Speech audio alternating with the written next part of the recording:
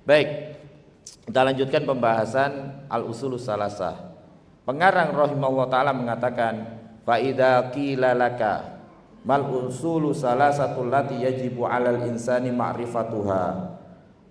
Apakah itu tiga pondasi atau tiga dasar, tiga asas, ya, yang mana setiap manusia itu wajib untuk mengenalnya atau mempelajarinya. Yang pertama, ma'rifatul abdi rabbahu, yaitu seorang hamba mengenal Tuhannya, atau mengenal Allah, atau yang disebut ma'rifatullah. Jadi ma'rifatullah itu adalah kewajiban yang paling wajib. Jadi sebelum manusia itu belajar benda-benda perkara-perkara yang lain, yang paling pertama yang wajib dipelajari adalah ma'rifatullah, yaitu mengenal Allah. Dan mengenal Allah Ta'ala itu merupakan satu dari tiga dasar yang harus dipahami, diketahui oleh setiap muslim. Mengapa demikian? Merujuk kepada kondisi yang ada di alam kubur, ya kan? Manusia kalau sudah meninggal terus dikubur, tidak lama akan didatangin malaikat. Di mana malaikat itu akan bertanya tentang tiga perkara. Man rabbuka, siapa Tuhanmu? Man nabiyuka, siapa nabimu? Madinuka, apa agamamu? Ini pertanyaan ini, yang apabila orang lolos, selamat, sukses, keadaan selanjutnya akan lebih mudah. Tapi kalau tidak sukses menjawab tiga pertanyaan ini, setelahnya akan lebih susah, lebih sulit. Oleh karena itu, kewajiban yang paling wajib adalah ma'rifatullah, ma'rifatul rasul, dan ma'rifatul dinil Islam. Yang paling wajib adalah yang pertama, ma'rifatullah. Adapun hal yang terkait dengan hadis yang panjang yang menjelaskan tentang bagaimana perjalanan kita di alam kubur, malam pertama di alam kubur. Kalau orang kan cerita malam pertama setelah pernikahan, ya. Ini malam pertama di alam kubur ketika orang meninggal.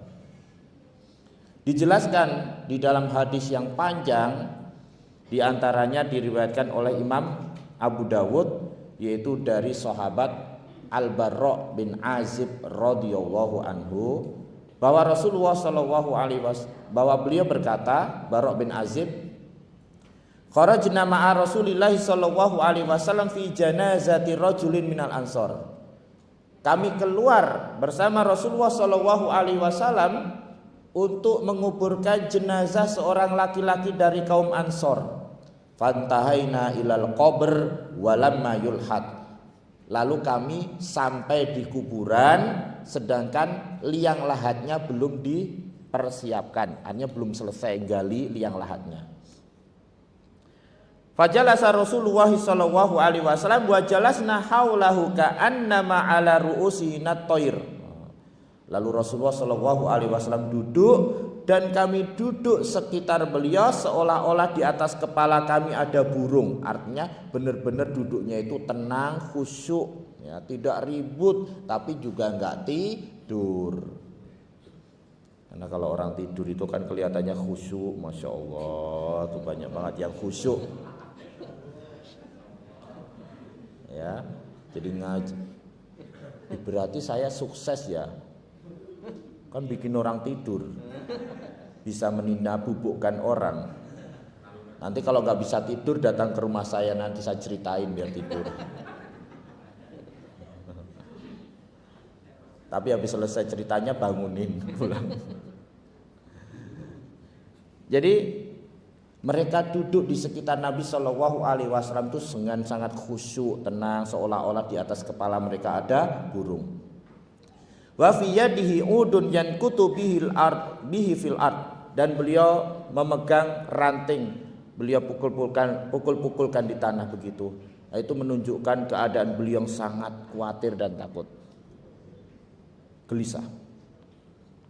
Farafa'a ra'sahu, lalu beliau mengangkat kepalanya. Faqala, lalu beliau mengatakan, ista'idu billahi min adzabil qabr marrataini aw salasan. Mohonlah kalian perlindungan kepada Allah dari siksa kubur. Mohonlah kalian perlindungan kepada Allah dari siksa kubur. Mohonlah kalian perlindungan kepada Allah dari siksa kubur. Beliau mengucapkannya 3 kali. Ini menunjukkan hal yang serius. Orang kalau sudah disiksa dalam kubur nih, bagaimana pula nanti siksa api neraka pada hari kiamat? Siksa kubur itu sesuatu yang hak, sesuatu yang sangat berat, sesuatu yang sangat menakutkan.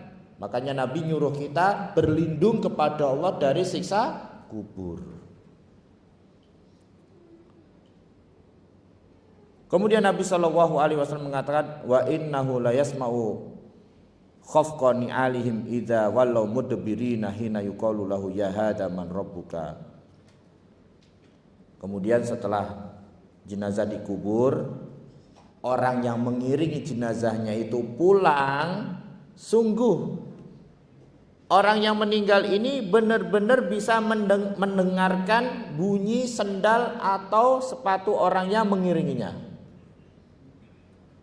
Jadi ditinggal sendirian dikubur, dan dia bisa mendengar bunyi sendal orang yang mengiringi jenazahnya, yaitu ketika malaikat datang kepadanya, kemudian mendudukkannya, kemudian ditanya.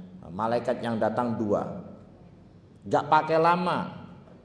Setelah orang yang mengiringi pulang, datang 2 malaikat, mendudukkan orang itu, kemudian bertanya, man rabbuka, siapa Tuhanmu? Adapun orang yang beriman, dia akan menjawab, Rabbi Allah, Tuhanku adalah Allah. Lalu kedua malaikat itu pun bertanya lagi, madinuka, apa agamamu? Fayaqul dinil Islam, kemudian dia menjawab, agamaku Islam. Kemudian 2 malaikat itu bertanya lagi kepadanya, mahadar rajulul ladzi bu'itsa fikum, siapakah orang ini yang diutus kepada kalian? Lalu dia menjawab, huwa Rasulullah sallallahu alaihi wasallam, dia adalah Rasulullah sallallahu alaihi wasallam. Lalu kedua malaikat bertanya lagi, wa ma yudrika, dari mana kamu tahu jawaban-jawaban itu? Dia mengatakan, qara'tu kitaballah, saya baca Quran. Yang nggak bisa baca Quran, yang nggak bisa jawab. Ada yang nggak baca Quran? Semuanya baca. Alhamdulillah. Jarang-jarang atau sering? Dia bilang gini, qara'tul kitaballah, saya membaca kitabullah, fa amantu bihi, lalu saya beriman dengannya, wa shaddaqtu, dan aku membenarkannya.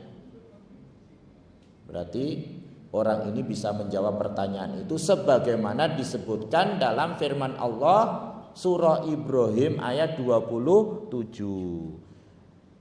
Seperti dalam surah Ibrahim ayat 27, yusabbitullahu alladhina amanu bil qawli tsabiti fil hayatid dunya wa fil akhirah.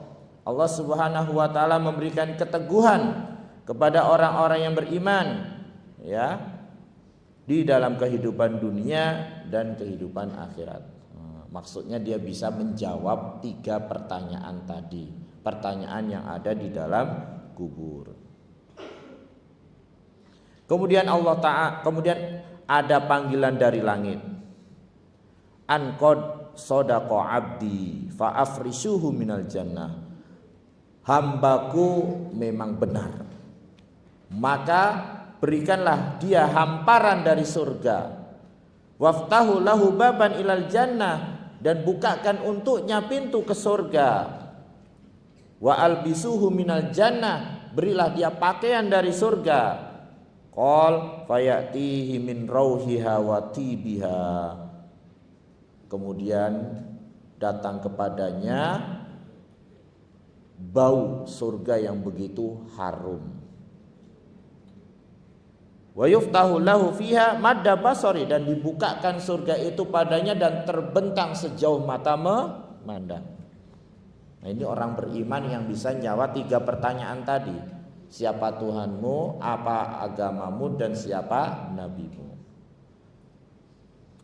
Tapi kalau yang ditanya itu orang kafir, ya kan? Ketika datang pada malaikat kepadanya bertanya, man rabbuka, dia jawab, ha la adri. Kalau kita ya ha ho, saya nggak tahu kok, maaf saya nggak tahu gitu. Ketika ditanya, madinuka, apa agamamu, saya nggak tahu gitu. Ketika ditanya, man nabiyuka, sama, saya nggak tahu. Mungkin dia di dunia udah belajar tapi nggak bisa jawab. Kemudian ada panggilan dari langit mengatakan, sungguh hambaku telah berdusta. Artinya berdusta apa? Dia berdusta kalau di dunia dia tidak pernah dengar hal itu. Padahal sudah diutus Rasul, sudah mengajarkan Islam, ya, sudah diturunkan Al-Quran. Kemudian summa yuqayyadu lahu a'ma abka ma'ahu mirzabah min hadid. Kemudian ada seseorang yang datang kepadanya, yaitu buta dan bisu dan tuli.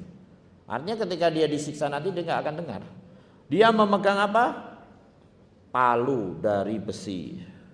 Seandainya palu itu digunakan untuk memukul jabal gunung, maka gunung itu akan hancur menjadi debu. Akhirnya orang yang hahu-hahu tadi, yang nggak bisa jawab tadi, itu dipukul dengan palu dari besi. Akhirnya dia teriak dengan teriakan yang sangat kencang sekali, didengar oleh semua makhluk kecuali jin dan manusia nggak bisa dengar. Akhirnya dia dihancurkan, kemudian menjadi debu. Setelah itu apa? Dikembalikan lagi, dimasukkan lagi rohnya. Untuk apa? Untuk disiksa terus sampai hari kiamat. Setelah hari kiamat disiksa lagi di dalam siksa neraka.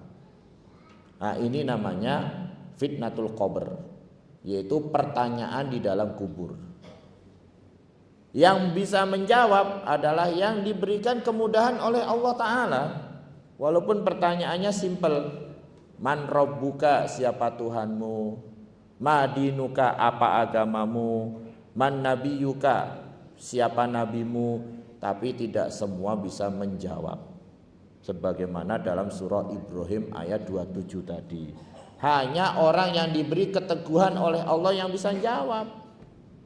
Karena untuk mempersiapkan jawaban dari 3 pertanyaan itu membutuhkan seluruh hidup kita. Sepanjang hidup kita mempersiapkan itu. Ya, bukan hanya sekedar hafalan. Mungkin orang bisa cerdas, hafalannya kuat, belum tentu dia bisa jawab ini. Ya.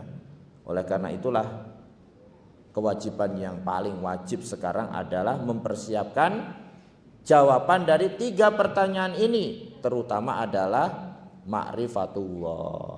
Ya, kita mengenal Allah Subhanahu wa Ta'ala. Mengenal Allah Ta'ala itu bukan hanya sekedar ma'rifatul iqrar, ya. Ma'rifatul iqrar itu artinya ya kenal mengakui, bukan itu aja. Kalau ma'rifatul iqrar, mohon maaf, setan juga mengenal Allah, benar enggak?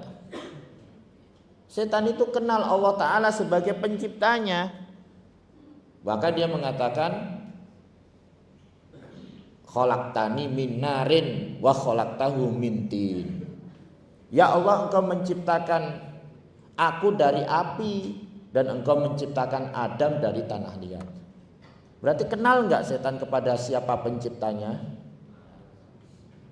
Jadi yang dimaksudkan bukan mengenal Allah itu kenal secara ikrar gitu aja, enggak. Tapi yang dimaksudkan di sini ma'rifatullah itu adalah ma'rifatullah ma'at ta'zim wal hubbi wal ijlal, kata ulama. Yaitu kita mengenal Allah Ta'ala itu disertai dengan kecintaan kepada Allah, pengagungan kepada Allah, dan memuliakan Allah. Itu baru yang dimaksudkan di sini, yang menolong orang tersebut, bukan hanya kenal. Ma'rifatul hubbi, ma'rifah yang disertai dengan kecintaan dan pengagungan. Makanya kita ada istilah tak kenal maka tak sayang, kan? Artinya kalau kita benar-benar mengenal Allah Ta'ala, maka akan tumbuh kecintaan kita kepada Allah, akan tumbuh pengagungan kita kepada Allah, sehingga kita ini menjadi takut kepada Allah Ta'ala. Makanya di dalam surah Fatir ayat 28, innama yakhsyallaha min ibadihil ulama. Sesungguhnya yang khosyah kepada Allah dari hambanya adalah yang berilmu. Artinya yang punya ilmu benar-benar tentang Allah Ta'ala, itu yang takut kepada Allah. Bukan seperti ilmunya iblis, hanya kenal saja tapi dia tidak mau mengagungkan Allah. Buktinya dia tidak mau nurut perintah Allah, yang tidak mengandung makna kecintaan kepada Allah, dan juga tidak mengandung makna memuliakan Allah. Jadi yang dimaksudkan ma'rifatullah di sini bukan hanya ma'rifatul ikrar, ya, tapi ma'rifah yang mengandung makna mengagungkan, mencintai, dan memuliakan Allah. Demikian juga yang disebut ma'rifatullah di sini, kata Syekh Utsaimin rahimahullah taala, bukan ma'rifatu al-kunhu wal haqiqah, tapi ma'rifatu al-wujud wal ma'ani. Apa bedanya itu Pak Ustaz? Ya, ma'rifatul kunhu wal haqiqah, mengenal Allah, mengenal hakikat Allah. Itu bukan di sini yang dimaksudkan. Loh, kenapa? Karena kita nggak pernah melihat Allah. Kita nggak bisa menjangkau Allah Ta'ala, benar nggak? Kita nggak tahu hakikat Allah Ta'ala itu bagaimana bentuknya, bagaimana, nggak bisa, kan? Jadi ma'rifatullah itu bukan maknanya begitu. Mungkin kalau kepada manusia mengenal fulan, ya kan? Bisa mungkin mengenal hakikatnya. Oh, tinggi badannya sekian. Yo, kulitnya tebel apa tipis? Apa warna kulitnya? Ya kan? Kemudian hidungnya bagaimana? Kemudian tangannya sama kakinya apakah sama-sama panjang? Itu namanya mengenal hakikat fisik orang, ya kan? Karena kita melihat orang itu, ya enggak? Bagaimana rambutnya, bagaimana matanya, kelihatan kan? Tapi kepada Allah Ta'ala enggak bisa, karena tidak bisa kita menjangkau Allah Ta'ala, tidak akan bisa melihat Allah di dunia ini. Maka ma'rifatullah itu bukan bermakna ma'rifatu al-kunhu wal haqiqah, bukan maknanya mengenal hakikat Allah itu bagaimana. Tapi maksudnya apa ma'rifatullah itu? Yang kedua, ma'rifatul wujud wal ma'ani. Ma'rifatul wujud, mengenal wujud Allah. Oh ya, saya meyakini Allah itu ada, walaupun saya nggak bisa melihat. Ma'rifatul ma'ani adalah ma'rifat tentang sifat-sifat Allah Ta'ala, mengenal sifat-sifat Allah Subhanahu wa Ta'ala. Apabila kita benar-benar mengenal sifat-sifat Allah Ta'ala, maka akan tumbuh kecintaan kita kepada Allah, itu yang diharapkan. Akan tumbuh rasa takut kita kepada Allah Ta'ala, akan tumbuh sifat bersyukur kita kepada Allah Ta'ala, itu yang diharapkan. Nah, jadi itu maknanya ma'rifatullah, ya.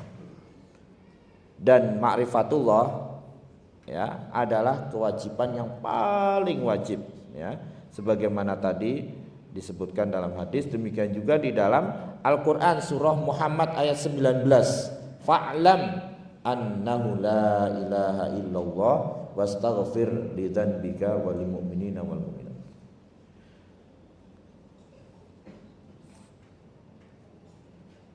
Fa'lam.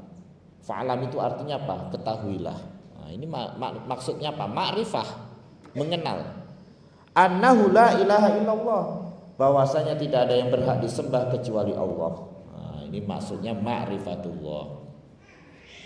Jadi tidak hanya sekedar yuk kita tahu Allah Ta'ala gitu aja, bahwa Allah Ta'ala adalah Tuhan saya. Tidak. Kita harus benar-benar fa'lam, mengenal bahwa tidak ada yang berhak disembah kecuali Allah. Meyakini bahwa hanya Allah Ta'ala yang berhak untuk disembah dan diibadahi.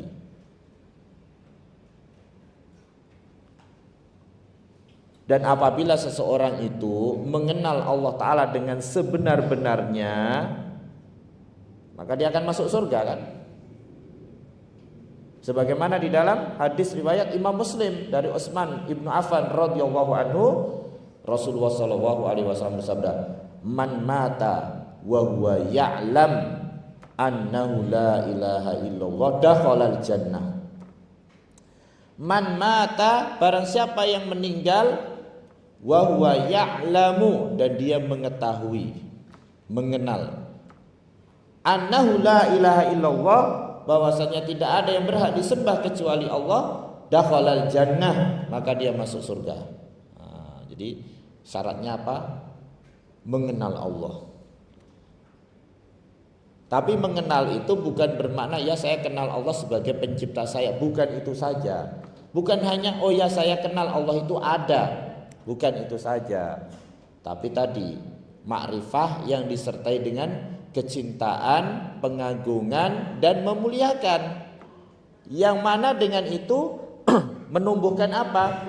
Rasa takut kita kepada Allah, menumbuhkan rasa cinta kita kepada Allah, rasa memuliakan Allah Ta'ala, yang dengan itu kita akan beribadah kepada Allah dengan sebenar-benarnya. Kalau bisa dicontohkan kepada manusia ya misalnya kan, kita ketemu orang itu di pasar nggak kenal, biasanya cuek nggak? Orang nggak kenal. Tapi kemudian ketemu orang itu kedua kalinya di tempat lain, terus kita dikasih tahu orang, kamu nggak kenal dia ya? Emang kenapa? Dia ini yang megang wilayah sini. Oh, dia itu orang yang hebat, pasukannya banyak. Oh, dia itu orang yang baik, dermawan. Nah, setelah dikenalkan dengan sifat-sifatnya, biasanya apa? Timbul apa? Rasa wah, memuliakannya enggak, segan dan sebagainya. Sehingga kita menghormati dia, ya enggak? Karena kita kenal. Begitu juga apabila kita mengenal Allah Ta'ala dengan sebenar-benarnya, mengenal sifat-sifatnya, menyadari keagungannya, tumbuh di dalam hati kita rasa cinta yang kuat kepada Allah, rasa ta'zim, mengagungkan Allah, yang dengan demikian muncul rasa khauf dan takut kepada Allah Ta'ala. Demikian juga memuliakan Allah Subhanahu wa Ta'ala. Oleh karena itulah di dalam hadis ya riwayat Imam Bukhari dari Aisyah radhiyallahu anha, Rasulullah sallallahu alaihi wasallam bersabda, "Fa wallahi, maka demi Allah, ini la'alamuhum billah." Ini la'alamuhum billah. Maka demi Allah, sungguh aku adalah orang yang paling mengenal Allah di antara mereka. Jadi di antara semua manusia yang paling mengenal Allah Ta'ala Rasulullah Sallallahu Alaihi Wasallam. Wa asadduhum lahu khasyatan, sehingga aku adalah orang yang paling khasyah, takut kepada Allah Ta'ala. Jadi ma'rifah yang membuahkan apa? Khasyatullah, takut kepada Allah. Sehingga ketika kita benar-benar kenal Allah, benar-benar kenal sifat Allah Ta'ala, bahwa Allah Subhanahu wa Ta'ala maha perkasa misalnya, tidak ada yang bisa mengalahkan Allah, tidak ada yang bisa selamat dari Allah Ta'ala apabila dia murka. Allah Ta'ala maha melihat, segala sesuatu, tidak ada yang tersembunyi bagi Allah, Maha mendengar, selalu mengawasi kita dimanapun kita berada. Timbul apa? Khosyah, takut. Sehingga ketika dia beribadah kepada Allah merasa selalu diawasi oleh Allah, sehingga dia tidak berani untuk melanggar larangan Allah Ta'ala. Nah, itu buah daripada ma'rifatullah.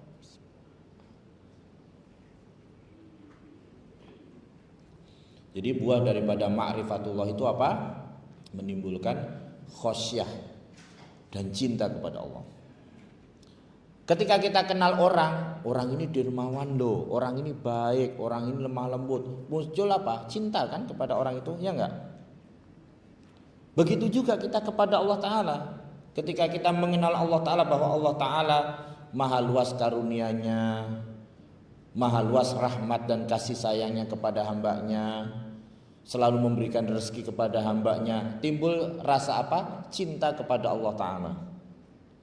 Sehingga ketika kita semakin kuat cinta kita kepada Allah Ta'ala, akan semakin bersungguh-sungguh di dalam melaksanakan perintah Allah. Nah, berarti kita ini keimanan kita ini tergantung sejauh mana ma'rifatullah kita. Semakin kuat ma'rifatullah, semakin kuat keimanan kita kepada Allah Ta'ala. Semakin kuat keimanan kita kepada Allah Ta'ala, semakin kuat kecintaan dan ta'zim kita kepada Allah Ta'ala. Tapi apabila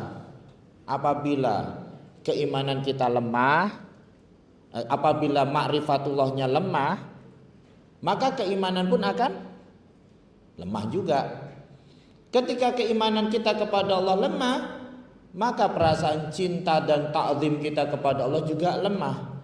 Kalau perasaan ta'zim dan kecintaan kita kepada Allah lemah, ibadah juga males. Meninggalkan larangan juga males. Ya kan? Makanya kalau kita ini kok sholat males, baca Quran males, zikir males, ibadah males, puasa males, tapi maksiat semangat. Nah, mungkin karena dasar kita yang tidak kuat, yaitu ma'rifatullah kita. Mungkin itu, ya, karena ma'rifatullah kita tidak kuat. Tapi kalau orang yang ma'rifatullahnya kuat, Masya Allah, maka keimanannya pun akan bertambah. Ketika keimanannya dia bertambah, kecintaan dan pengagungan kepada Allah juga semakin kuat. Ketika cinta dan pengagungan kepada Allah semakin kuat, beribadah pun semakin bersungguh-sungguh, melaksanakan semua perintah Allah, menjauhi segala larangannya. Dan dengan demikian dia akan menikmati lezatnya beribadah kepada Allah. Nah, jadi ibadah itu bukan lagi menjadi beban, sholat lagi, ngaji lagi, tapi dia merasakan ibadah itu sebagai kenikmatan tersendiri. Kalau orang sudah bisa menjadikan ibadah itu seperti itu, sebagai kenikmatan tersendiri, udah tidak merasa berat. Malah kalau dia meninggalkan ibadah, merasa ada sesuatu yang kurang. Berarti dia sudah apa? Dia sudah merasakan surga dunia sebelum dia merasakan surga akhirat. Makanya kita lihat dulu, kita ini kalau ngaji bawaannya panas, pengen buru-buru selesai, atau kita itu menikmati menuntut ilmu sebagaimana salafus soleh dulu. Jadi salafus soleh dulu kalau sudah menikmati ilmu, Masya Allah, istri lewat lupa. Karena benar-benar khusyuk dalam menuntut ilmu, baca buku, mentelaah. Ya kayak kita kalau lagi makan nasi kebuli misalnya, saking menikmatinya kan mertua lewat juga nggak kelihatan, ya kayak gitu. Tapi mereka itu menikmatinya dalam menuntut ilmu, bukan makan dan minum. Sehingga mereka tidak mau waktu mereka itu terbuang sia-sia tanpa menuntut ilmu. Makanya nggak heran ada salafus soleh dulu sampai melakukan perjalanan jauh 1 bulan hanya gara-gara ingin mencari satu hadis. Kenapa? Kok bisa begitu? Kalau orang nggak mencintai ilmu, nggak akan bisa melakukan itu. Ngapain capek-capek sebulan melakukan perjalanan nggak dapat duit, cuma dapat satu hadis. Tapi kalau orang, masya Allah, kecintaannya kepada ilmu kuat, yang didorong karena kecintaannya kepada Allah Ta'ala, yang didorong oleh keimanan yang kuat, yang didorong oleh ma'rifatullah, maka dia merasakan itu sebagai suatu kenikmatan. Makanya dikatakan oleh Malik bin Dinar rahimahullahu ta'ala, apa kata beliau? Masakinu ahli dunia, miskin orang yang mengejar dunia. Miskin orang yang hidupnya hanya ngejar dunia. Antum ngejar dunia enggak kan? Jadi bekerja itu bukan karena mengejar dunia, karena suatu kewajiban aja. Bukan mengejar dunia, mencari dunia sebanyak-banyaknya, enggak. Masakinu ahli dunia, miskin kata beliau orang yang mengejar dunia. Kharaju minha, mereka keluar dari dunia ini yaitu ketika meninggal. Wa madzaku atyaba ma fiha, tapi mereka tidak pernah mencicipi sesuatu yang paling nikmat yang ada di dunia. Dunia dikejar untuk mencari kenikmatan, tapi mereka meninggal sebenarnya tidak pernah menikmati kenikmatan dunia sedikit pun.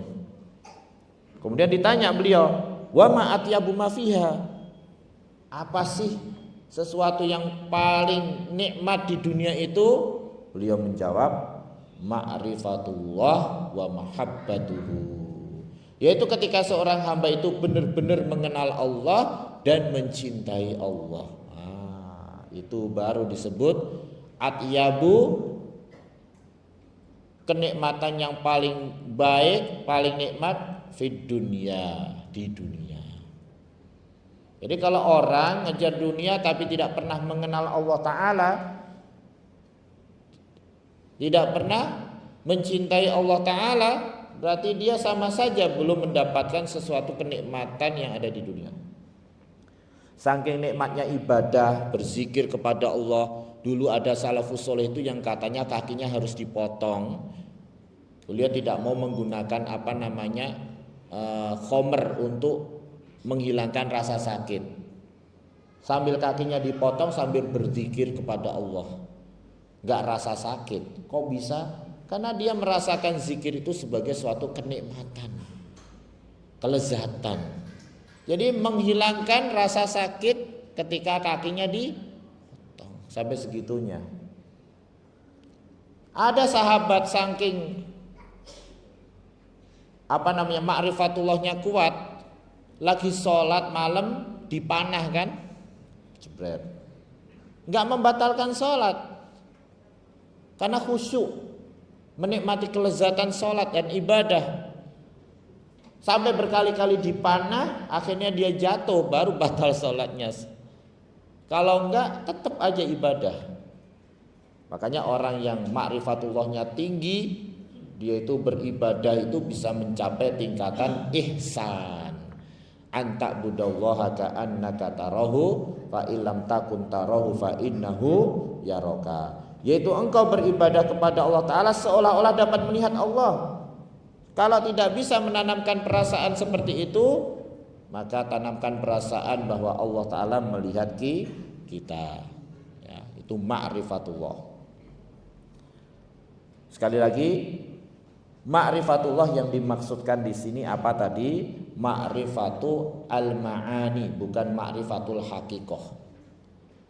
Karena ma'rifatul haqiqah itu mengenal hakikat Allah, enggak bisa. Kita tidak akan pernah bisa melihat Allah di dunia.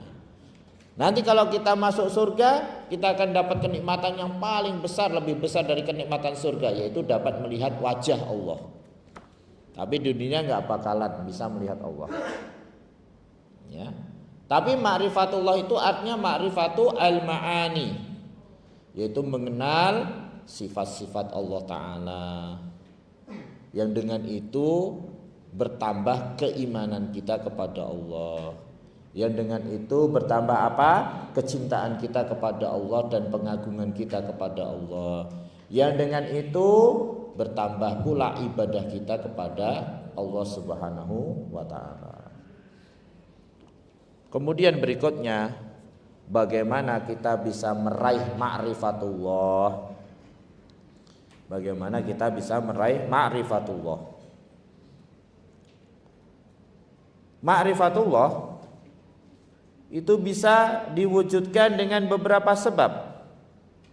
Yang pertama, melihat dan memikirkan dan mentadaburi makhluk-makhluk Allah Ta'ala. Karena hal itu dapat membawa kita kepada ma'rifatullah.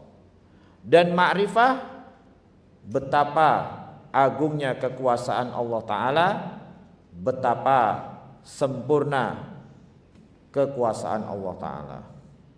Nah, itu yaitu dengan cara apa? Melihat kepada makhluk-makhluknya yang ada di alam semesta ini, dengan mentadaburi dan merenungkan makhluk-makhluknya. Karena makhluk-makhluk yang ada di alam semesta ini kan adalah tanda keberadaan Allah yang menciptakannya, tanda kekuasaan Allah Ta'ala. Makanya apa yang kita lihat di sekitar kita itu disebut alam, ya enggak? Jamaknya alamin. Disebut apa? Alam.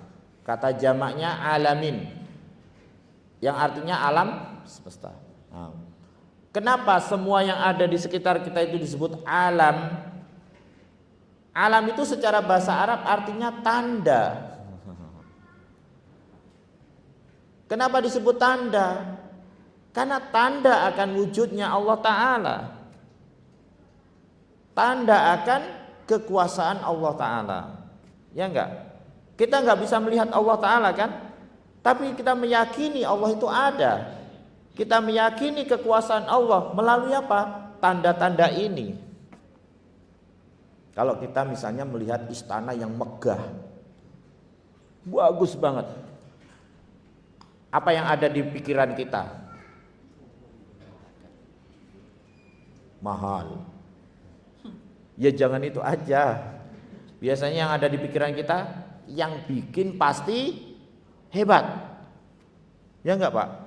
Pernah enggak ada di pikiran kita, istananya bagus banget, pasti yang bikin itu enggak pernah sekolah ini, pasti yang bikin bodoh ini. Lah enggak mungkin kayak gitu kan ya? Enggak mungkin. Ketika kita melihat istana yang bagus, yang megah, pasti pikiran kita apa? Yang bikin ini pasti hebat. Kenapa? Karena bikinannya hebat. Ya enggak? Tapi kalau melihat rumah bikinnya asal-asalan, jelek dan sebagainya, pikiran kita apa? Yang bikin ini enggak bener ini. Kayaknya enggak pernah makan bangku sekolah ini. Ya kan? Ya benar enggak? Dengan demikian kita mengenal Allah Ta'ala dan kekuasaannya itu dari apa yang ada di sekitar kita itu, yang disebut dengan alam. Karena alam itu artinya tanda. Makanya banyak sekali ayat-ayat di dalam Al-Quran yang menyuruh kita itu untuk melihat bukan dengan mata saja, tapi dengan mata hati.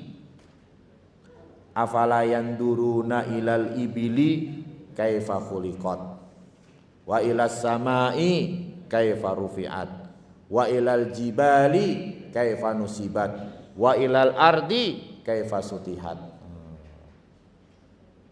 Makanya kita itu kalau jalan-jalan jangan tujuannya hanya menghabiskan uang, jangan hanya untuk mencari hiburan, tapi untuk merenungkan ciptaan Allah Ta'ala.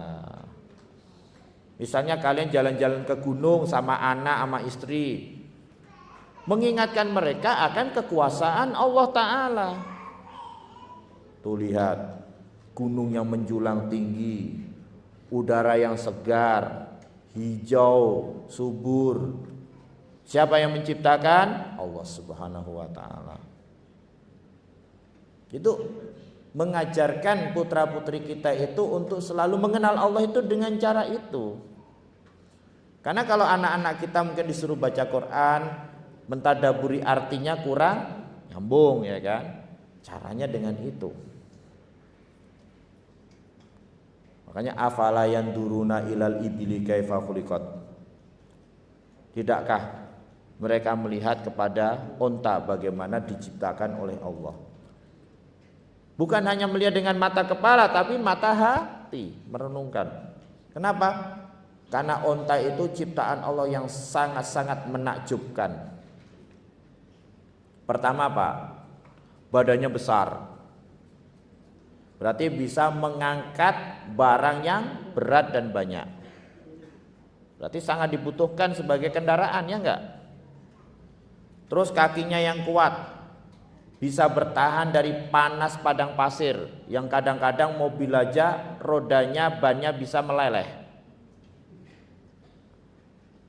Dia punya persediaan air yang banyak di dalam tubuhnya, sehingga dia dalam perjalanan yang jauh di padang pasir yang jarang ditemukan air bisa bertahan karena punya persediaan air. Menakjubkan. Walaupun unta itu binatang yang sangat besar, tapi bisa ditundukkan oleh orang yang kecil, bahkan anak kecil sekalipun. Buktinya gimana? Anak kecil pakai apa Pak? Ranting. Duduk, duduk. Bangun, bangun. Ikut kan? Bahkan unta itu nggak seperti kuda, nggak seperti kambing, nggak seperti sapi, ya kan? Siapa yang bilang sama? Enggak kan? Beda apa sama? Beda. Iya itu beda. Bedanya apa? Nah, gini. Kalau binatang lain, antum mau naruh barang bawaan, itu antum yang harus naik. Kuda misalnya kan, antum yang harus naik untuk meletakkan barang bawaan itu di atasnya. Kalau onta enggak, dia bisa disuruh duduk dulu. Ketika onta duduk, kita naikkan barang bawaan, baru dia naik sendiri, kuat. Kuda bisa nggak? Nggak bisa. Disuruh duduk, kita naikin barang bawaan, naik, nggak kuat, nggak bisa dia.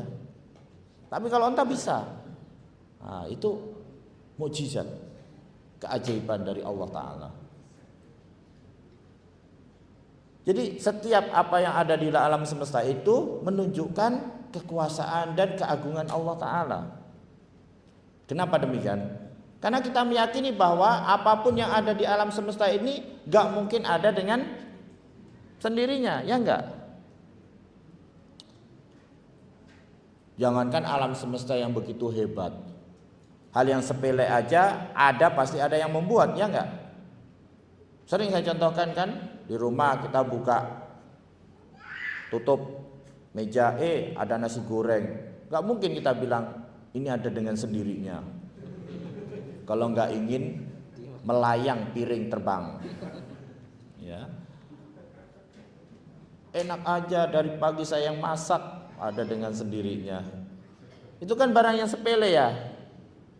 Bagaimana pula dengan onta, dengan bumi, dengan langit, lautan, pegunungan, manusia yang begitu kompleks seperti ini, nggak mungkin ada dengan sendirinya. Secara fitrahnya setiap manusia itu mengakui adanya Allah. Setiap manusia itu secara fitrahnya mengakui bahwa semua ini ciptaan Allah Subhanahu wa taala. Wa ilas samaa'i kaifa rufi'at.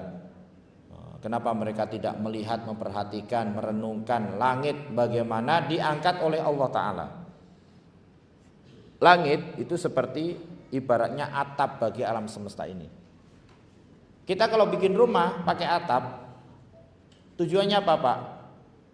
Atap itu untuk melindungi rumah kita dari serangan benda dari luar, ya enggak? Kalau ada orang lempar batu sebelum ke kita, kena atap dulu kan? Kalau nggak ada atap, bisa bocor kepala kita dilemparin orang tiap hari. Begitu juga menghalangi orang supaya tidak manjat dan ngintip, ya enggak? Kalau nggak ada atap, bisa jadi intip. Juga menghalangi kita dari panas, dari hujan, dari dingin, ya enggak? Begitu juga langit, Allah Ta'ala ciptakan sebagai atap bagi alam semesta ini. Tapi hebatnya, kalau setiap atap genteng di rumah kita ini harus ada tiangnya untuk menyangga biar nggak roboh, nggak jatuh. Tapi Allah Ta'ala menciptakan langit, diangkat langit, ditegakkan, tidak ada tiang sama sekali. Kita ngelihat nggak ada tiang, nggak ada kan? Kalau ada tiang butuh berapa tinggi itu kan? Tapi langit jatuh enggak? Enggak. Itu kekuasaan Allah Ta'ala. Wa ilal jibali kaifa nusibat. Dan mereka mengapa tidak memperhatikan kepada gunung bagaimana ditancapkan oleh Allah. Gunung ditancapkan oleh Allah Ta'ala ke dalam bumi. Katanya yang tertancap ke dalam bumi itu 2/3, yang naik ke atas 1/3. Itu menurut ahli geologi katanya. Artinya lebih dalam yang ke bawah. Fungsinya seperti pasak. Kalau kita membuat tenda kemah harus pakai pasak kan? Kalau enggak roboh, dan pasaknya juga harus ke dalam kan? Enggak boleh hanya sedikit, kecabut nanti. Karena kalau sedikit kena angin, kecabut ininya, tendanya, kemahnya roboh. Begitu juga bumi. Kalau tidak ada gunung-gunung, bergoncanglah bumi itu dengan kita. Jadi ini kekuasaan Allah Ta'ala. Wa ilal ardi kaifa sutihat. Kenapa mereka tidak memperhatikan bumi bagaimana dihamparkan oleh Allah Ta'ala? Terhampar kan? Bumi bulat atau terhampar? Bumi itu bulat apa terhampar? Dua-duanya. Dia bulat juga, terhampar juga. Justru dengan bulatnya bumi dia bisa terhampar. Ini kekuasaan Allah. Ya enggak? Apa buktinya kalau bumi itu bulat? Wa idal ardu muddat. Nanti pada hari kiamat apabila bumi dibentangkan. Berarti sekarang bumi belum terbentang. Ya. Apa buktinya kalau bumi itu bulat? Misalnya kita terbang dari Jakarta ke arah timur terus gak berhenti-berhenti, lama-lama nyampe Jakarta. Apa bukti kalau bumi itu bulat? Kalau kita naik pesawat ke atas, kita ngelihat ke bawah, kelihatan bumi itu seperti bulat. Tapi di samping itu bumi juga terhampar. Kok bisa terhampar? Karena kita buktinya bisa melihat terus kesono nyambung, gak pernah putus. Makanya kata ulama bahwa dengan bulatnya bumi, maka bumi dari sisi manapun terlihat terhampar. Coba kalau bumi itu gak bulat, kotak. Ada sisi terhampar tapi ada sisi yang putus, ya enggak? Ketika ada sudut putus kan? Kalau bumi itu segitiga, ada sisi di mana itu terhampar, di sini terhampar, di bawah terhampar, tapi ketika ketemu dua ini sudut, enggak terhampar, putus. Tapi dengan bumi yang bulat, bumi yang luas, dari sisi manapun kita ngelihat nyambung terus terhampar. Itulah hebatnya, ya. Jadi kenapa Allah Ta'ala mengatakan bumi terhampar, kenapa juga secara fakta bumi itu bulat, karena memang dua-duanya benar. Justru karena bulatnya bumi itu, maka dia dilihat dari sisi manapun terlihat terhampar. Wa fi anfusikum afala tubsirun. Dalam ayat yang lain, kenapa kalian tidak melihat pada diri kalian sendiri? Tidakkah kalian memperhatikan, melihatnya? Artinya apa? Penciptaan manusia juga ada tanda kekuasaan Allah Ta'ala. di mana manusia diciptakan oleh Allah Ta'ala itu dengan begitu kompleksnya, tapi sempurna. Sempurna apa? Tegak berdiri, tidak seperti hewan. Kita berjalan dengan 2 kaki, bukan dengan 4. Coba kalau orang berjalan dengan 4 kaki, kan gak seru juga kan? Kemudian antara kaki dan tangannya itu juga seimbang. Tidak ada misalnya tangannya panjang banget sampai ke kakinya misalnya, atau kakinya panjang banget badannya kecil. Kan lucu juga kayak orang naik egrang kan. Seimbang diciptakan oleh Allah. Antara tangan dan kaki sama-sama panjangnya. Coba kalau kakinya satu panjang satu pendek. Intinya ciptaan Allah terhadap manusia ini sesuatu yang sangat luar biasa. Manusia nggak bisa bikin seperti manusia. Robot beda, pakai baterai, nggak punya perasaan. Ya enggak, orang bisa bikin robot persis kayak manusia ya Pak ya. Hebat. Tapi beda tetap sama manusia. Nggak bisa punya perasaan. Nggak bisa merasa dingin, panas. Apalagi ciptaan Allah Ta'ala yang kita renungkan akan menambah keimanan kita kepada Allah, karena kita semakin mengenal Allah. Artinya begini, kalau ciptaannya saja begini, bagaimana zat yang menciptakannya?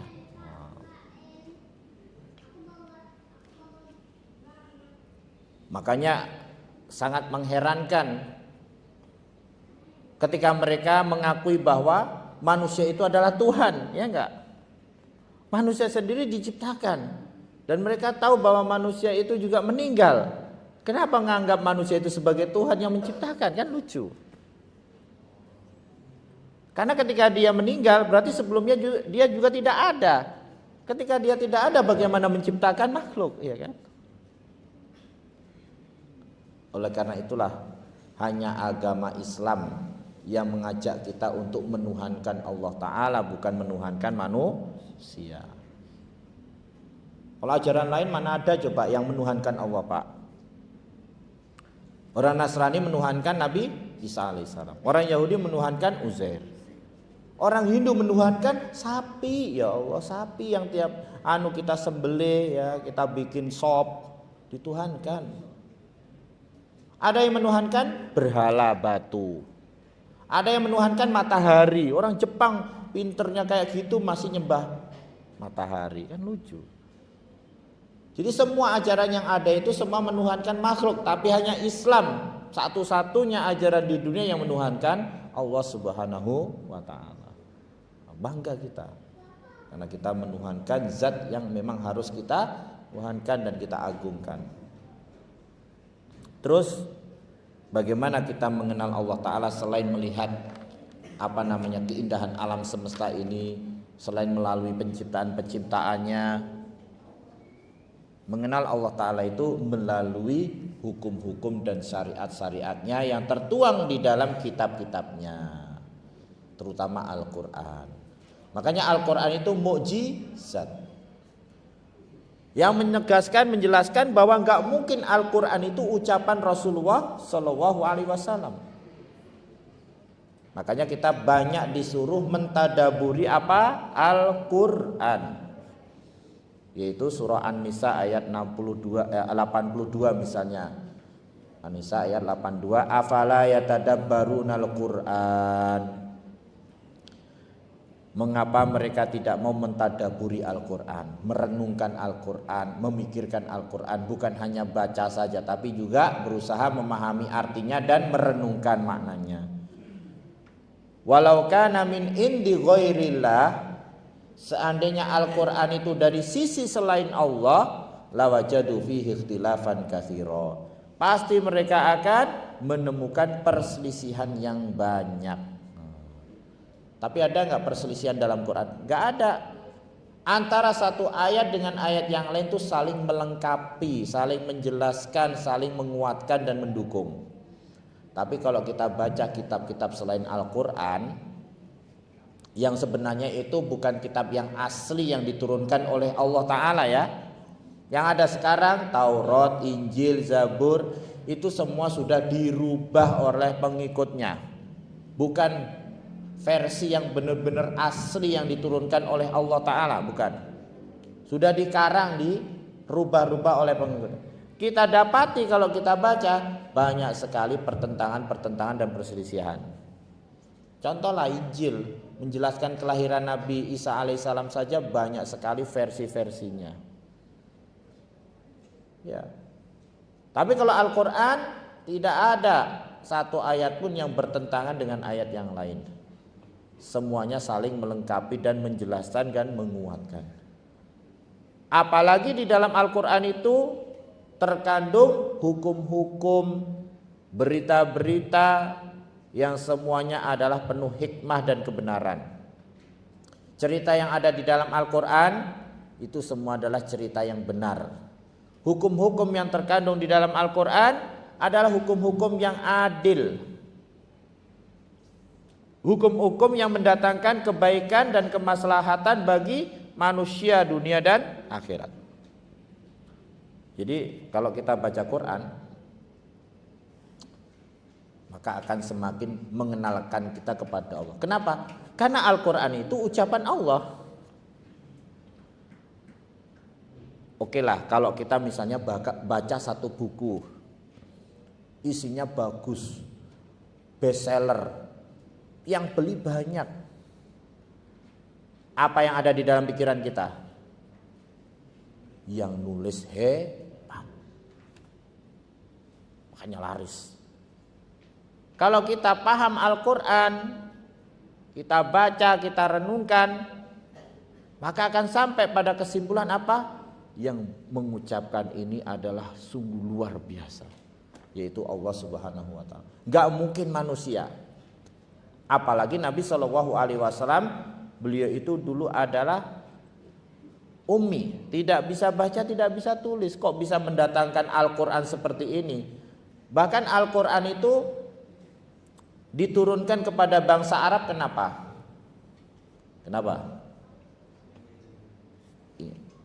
Mukjizat Nabi itu sesuai dengan kondisi kaumnya. Nah, itu ya.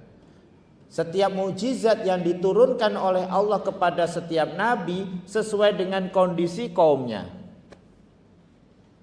Kenapa mukjizat Nabi Musa alaihissalam tongkat yang bisa berubah menjadi ular, bisa menjadikan laut terbelah?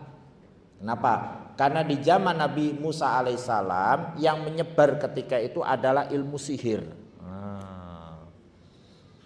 Jadi orang yang punya ilmu sihir yang hebat dialah yang hebat, yang menang. Ternyata sihir-sihir mereka tidak bisa mengalahkan mukjizat Nabi Musa alaihissalam. Ya enggak? Jadi sesuai. Kenapa mukjizat Nabi Isa alaihissalam itu adalah beliau bisa menyembuhkan orang yang buta, menghidupkan orang yang mati bahkan katanya. Kenapa? Karena yang menyebar ketika itu adalah ilmu kedokteran. Jadi ngobatin orang sakit dan sebagainya. Maka Allah Ta'ala menurunkan mukjizat kepada Nabi Isa alaihissalam sesuai dengan kondisi ketika itu. Kenapa mukjizat yang diturunkan kepada Nabi Shallallahu Alaihi Wasallam itu Al-Quran? Karena di zaman jahiliyah di kalangan bangsa Arab itu yang menyebar di kalangan mereka itu apa? Keahlian berbahasa. Jadi mereka itu kalau bisa berbahasa dengan hebat, mulia. Makanya mereka berlomba-lomba membuat syair kayak sajak yang begitu hebat. Bahkan ada dulu zaman dulu itu namanya pasar ukaz. Sekarang pasar masih ada. Tapi dulu itu pasar ukaz di Mekah itu bukan jual beli barang-barang aja, tapi jual beli syair. Yang dijual belikan tuh syair kayak sajak gitu. Jadi orang yang punya syair yang bagus tempelin. Ntar ada yang tertarik bayar senilai emas. Jadi dihargai dengan emas. Karena mereka berbangga-bangga dengan bahasa yang tinggi, bahasa yang sastra, bahasa yang indah. Makanya Al-Quran turun sebagai mukjizat untuk mengalahkan mereka. Sehingga mereka itu ketika Quran turun dibacakan kaget. Ini benar-benar luar biasa ini. Ya, nggak seperti syair yang kami kenal. Bahkan mereka nggak bisa menandingi Al-Quran. Walaupun mereka ditantang terus-menerus, ayo buat satu buku seperti Quran, nggak bisa. Kalau begitu buat 10 surat seperti Quran, nggak bisa. Buat satu surat aja seperti Quran nggak bisa. Kul fa'tu bisuratin min misri. Katakanlah, datangkanlah surat seperti Quran. Nggak bisa. Walaupun disuruh datangkan satu ayat saja seperti Quran, nggak akan bisa. Ini menunjukkan apa? Bahwa Al-Quran itu benar-benar kalamullah, firman Allah Ta'ala yang maha kuasa, maha perkasa. Apalagi Nabi SAW yang membawakan Quran itu dikenal oleh mereka ummi, nggak bisa baca, nggak bisa tulis. Ya. Kalau Nabi SAW pinter baca, pinter tulis, mereka akan nuduhkan, ini karangan dia memang ahli bahasa, ya kan, penyair. Tapi Nabi itu nggak bisa baca, nggak bisa tulis loh. Kok bisa mendatangkan seperti ini? Ini untuk menguatkan bahwa Al-Quran itu benar-benar firman Allah Ta'ala. Orang Quraisy itu pernah loh nyoba bikin surat seperti Quran. Enggak enak banget. Contohnya Quran kan ada surah Al-Fil kan, mereka juga bikin fil. Al-filu wa ma adraka mal fil, khurtumuhu tawil, wa dhanabuhu saghir. Fil itu artinya gajah. Gajah, tahukah kamu apa itu gajah? Belalainya panjang, telinganya kecil. Gak enak banget gitu loh. Mereka mau niru bikin surat seperti Al-Quran surah Fil, gak bisa. Ini untuk membuktikan apa? Bahwa Al-Quran itu adalah kalamullah, firman Allah, dijaga oleh Allah. Kalau firmannya aja begini, apalagi yang mengucapkan, yaitu Allah Subhanahu wa Ta'ala. Demikian juga kenapa Al-Quran itu kok turun kepada bangsa Arab gitu loh. Kenapa kok enggak kepada orang Jawa, orang Sunda, orang Sumatera, orang Amerika, coba. Kenapa Al-Quran itu kok turunnya dengan bahasa Arab, tidak seperti kitab-kitab sebelumnya? Kenapa? Karena Allah ingin menjaga Al-Quran. Loh, maksudnya bagaimana? Karena bahasa Arab itu bahasa yang terjaga, gak akan pernah punah. Mau bukti? Al-Quran turun berapa tahun yang lalu? 1500-an tahun yang lalu, bener gak? Yang ada di Quran itu bahasa Arab kan? Itu turun kepada Nabi SAW dengan bahasa itu 1500 tahun yang lalu ya. Orang yang belajar bahasa Arab, misalnya ini buku Arab nih, belajar bahasa Arab, paham, baca Quran paham nggak? Paham kan? Berarti bahasanya berubah nggak? Dari sejak 1500 tahun yang lalu sampai sekarang, bahasa Arab itu berubah nggak? Itulah kenapa Allah menurunkan Al-Quran dengan bahasa Arab.